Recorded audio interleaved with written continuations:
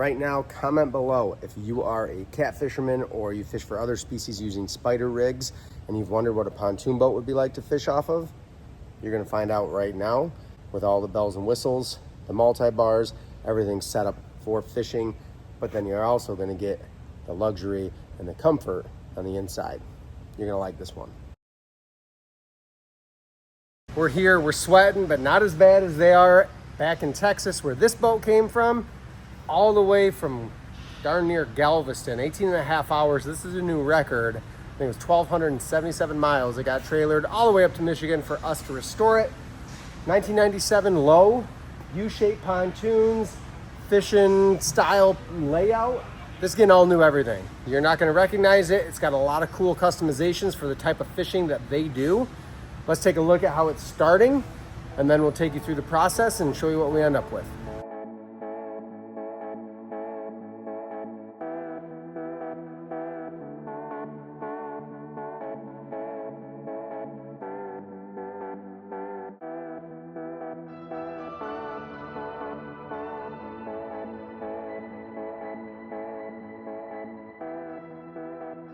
In case you ever wondered how heavy a pontoon is, this is a 20-foot pontoon we're going to show you.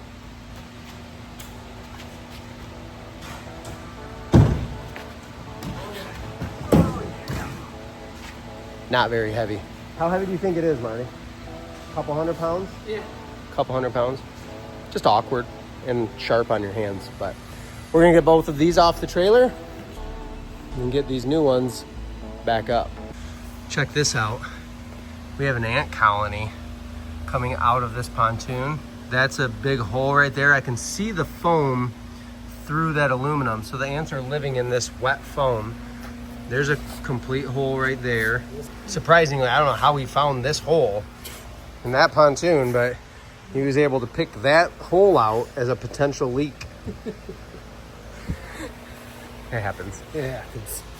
So how this works, when you get a pit like this, if your welder is gonna fix this, yeah, I could clean the area and I could put a weld over top of that, depending how well it's gonna take it, because I don't know how corroded this aluminum is, how deep all of the stuff, the crud that's in there.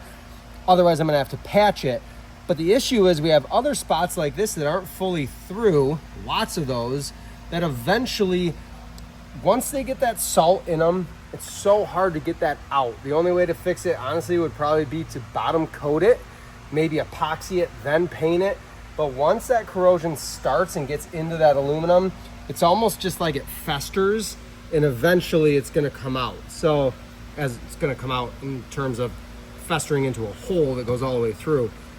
That's why in a case like this, if I were gonna sit here and try to weld all of these shut or patch all of them, it would be incredibly time consuming, which in terms of aluminum welding is very expensive. And I wouldn't be able to promise that this was gonna be watertight forever. The spots that I fix, I could pressure check, but everything else that's borderline corroded through or it's embedded in there and it's gonna slowly fester and eat its way through, I don't wanna risk that. So bigger, beefier, more buoyant pontoons are going on this boat. I gotta kill all these ants. Another place that would have had to have been repaired is right here. If I can get this to focus, there we go. That is a crack all the way along there, and it's probably happening in more than one place. That one just broke right off where a bolt was. But yeah, so that crack right there, I would have had to weld on both pontoons, and that was where the bulk of the weight and torque and bounce of the transom was. This is the back end of the pontoon. I would take a round pontoon over Lowe's older U-shape. We've worked on a lot of them. Most of the time they're fine, but these are the issues that you're gonna run into on almost all of them. Cracks along the inside on the stern. And I'm already found one more crack. So that obviously was leaking.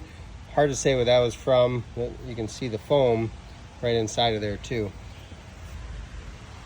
To the scrapyard of these ones. Just to point out how this goes together, these are really, really cool pontoons to use. And keep in mind, Paul sells these down in Indiana. His information is in the description of this video. And these will mount up really easy or I should say really simply with any boat, it's just a carriage bolt that slides in this track, a 3/8 inch stainless carriage bolt. We get all of our hardware in first. I make a little template that has the centers of this track and this track already marked. I just put that on all of my cross members, and then I can run them all in. Those went in pretty smooth. Now we're gonna go ahead and hang the transom, get it ready to go. A quick tip too, use a anti-seize or grease to keep that stainless hardware from seizing up on you. It makes your life a lot easier, a lot more pain-free. I'm gonna get this transom on, and then it's time to deck and vinyl this thing.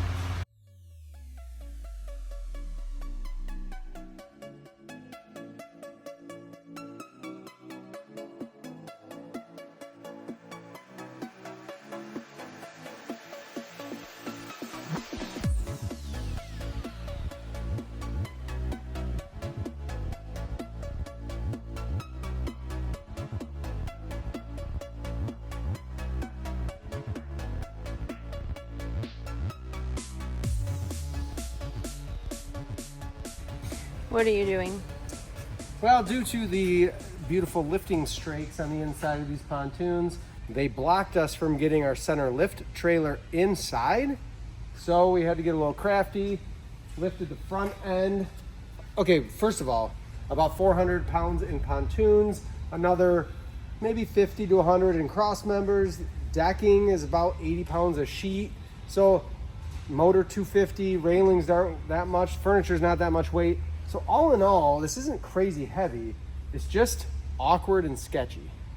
So Corey's looking at me right now like, yeah, just a little bit. So we lifted the front up, slid the trailer most of the way under, about halfway. And now we're gonna lift the back end back up. And a lot of times when we're lifting like this, we've got 4 bolts, 4 half-inch bolts in the transom that's integrated into the back of the pontoon. I like to lift from there, so we're strapping under the motor, not from the flywheel or the lifting eye, and we can lift the back end of the boat by that. That's the safest way that we found to do it. We don't like doing it like this, but we didn't have another choice. So let's get it on there. If you buy just single pontoons and you're making a boat by yourself and they have lifting strakes, maybe you should just measure your trailer that you're gonna use. Everything's wrapped up. My customers are on their way, and this is going all the way back down to Texas, darn near to the Gulf. Let's walk through it, show you everything we did, and kind of give you that idea of what's possible if you're redoing your own pontoon boat when we're talking about taking it all the way down to the bare bones and putting it back together the way that you want it to be laid out and function. This has the beige railing kit from pontoonstuff.com, but you'll see we modify things a bit. On the front here, we have our docking lights. This is something, if you're adding docking lights and you're not sure where to put them, especially on a fishing boat like this, totally fine. Put them into your front deck trim. I hide them behind the nose cone here in this bow eye, because that way, if I hit something, I'm not gonna take out my light. If I had it over here, I might hit a pylon or a dock post or something, and I could crack my light, but here, that light's protected because it's right behind my nose cone. We have wall-mounted LED lights on each side. A couple big things fishing related on this, and maybe it's not even fishing for you, but just having an electric anchor.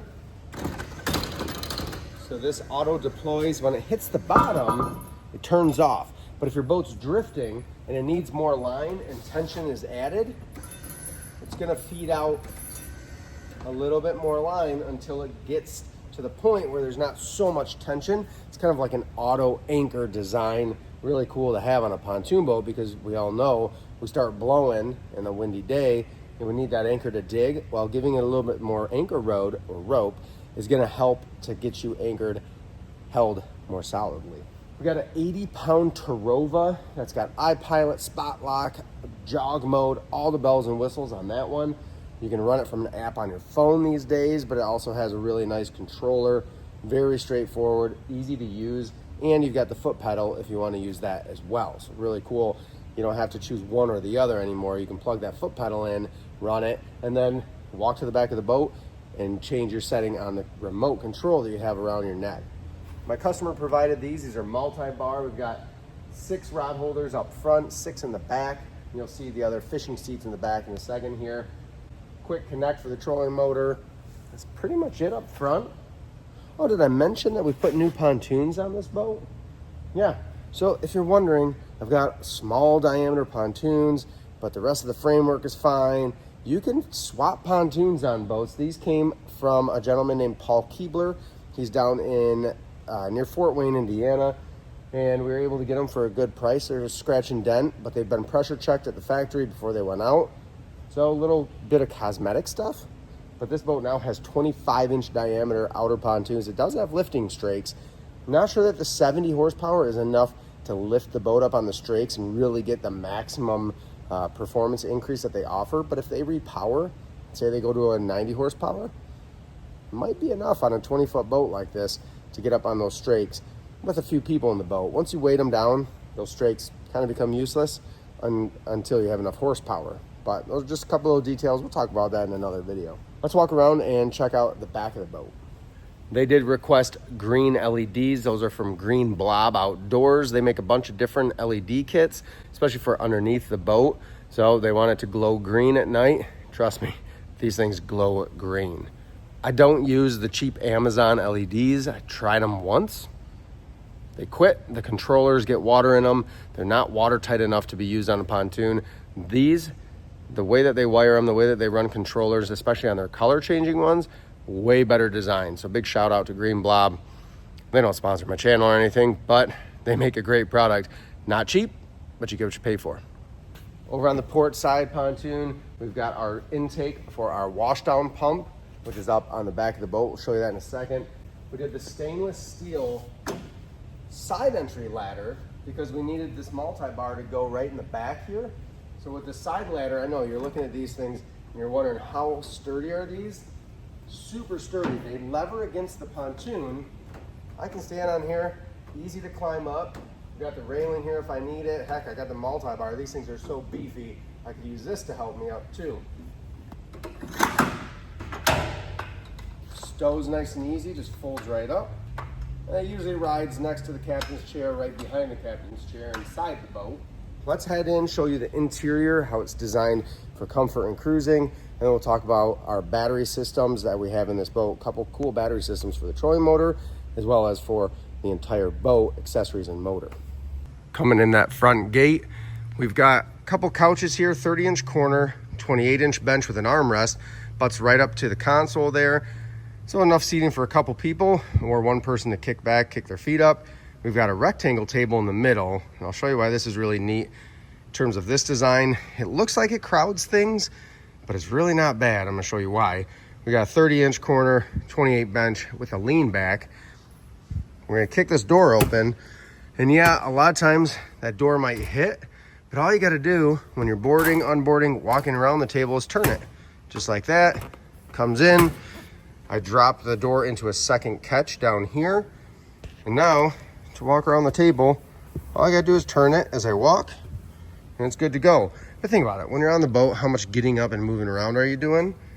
Not a whole lot. So once you're in here, you can sit down, hang out, comfortable seating. That table is not gonna move now. Got cup holders, everything ready to go. We have lean back to lean back, 38-inch bench, so bigger, 28 corner, and then a 28 bench here that houses some batteries, and a triangle table.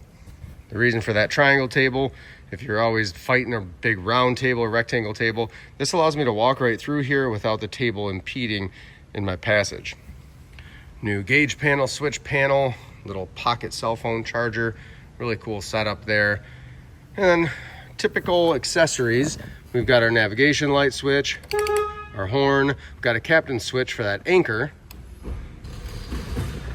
So after bringing it up, it just stows it right up off the side, and that is on a removable plate.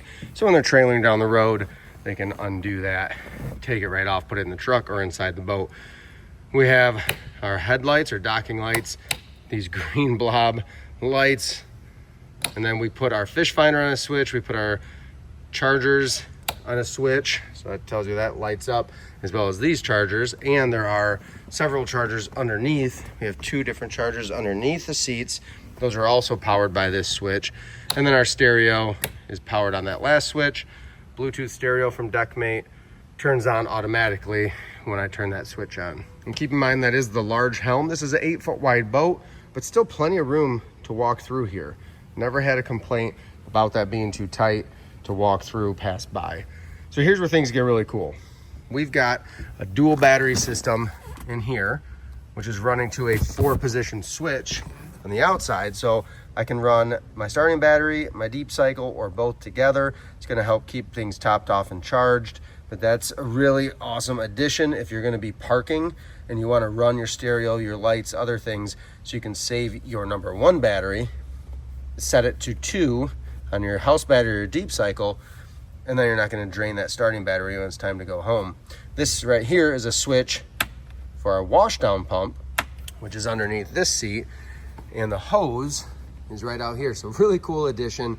This is gonna give them the ability to hose down the deck, their cutting board up top here for bait, a little bit of everything. Speaking of, this is the fuel tank back here. You notice there's no sun deck pad. We eliminated that. We kind of just customized what we could. Yeah, there's a few holes here, but that's not gonna hurt anything. That's where the sun deck would have hinged. But what we're able to do now is get these fishing seats in the back here. Wash down pump, space to walk around, those multi-bars. Makes it a fishable place. And then this is a high density polyethylene HDPE cutting board on top. That's a wrap on this boat. I'm sending it home right now. I think my customers are here. We're gonna get this out of here, get it on the road home so they can take it fishing. Thank you for watching. Keep in mind, everything that you see on this boat in terms of furniture, flooring, railings, all the goodies, the electrical, all from pontoonstuff.com. We've got a discount code in the description of this video. Take a look down there. Helps our channel and saves you money.